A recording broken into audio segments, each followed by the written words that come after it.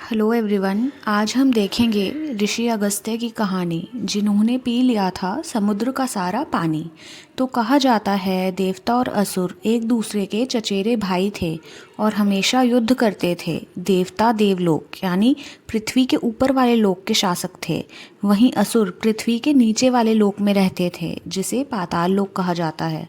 असुर सूर्यास्त के बाद ताकतवर हो जाते थे, इसलिए वे रात में अपने भाइयों यानी देवताओं पर हमला करते थे। जब सूर्य उदय होता तो देवता भी ताकतवर हो जाते थे और वे असुरों पर हमला करने के लिए तैयार हो जाते थे। लेकिन जैसे ही सूरज की रोशनी फैली, असुर गायब हो जाते थे।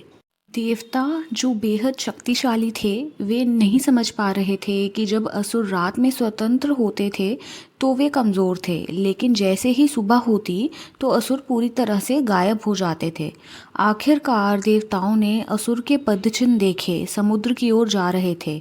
इंद्रदेव ने जोर से कहा, वे समुद्र में छिपे हुए हैं। वायु देवता जो हवा के भगवान थे, वे बोले, आइए उन्हें पकड़ते हैं। अग्नि देवता जो आग के भगवान थे, वे बोले, लेकिन हम उन्हें पानी के नीचे पराजित कर सकते हैं? तब इंद्र ने चारों ओर देखा। उन्होंने देखा कि ऋषि अगस्त्य समुद्र तट पर ध्यान मग्न बैठे थे। इंद्र उनके पास गए और उन्हें प्रणाम किया और उनकी मदद मांगी।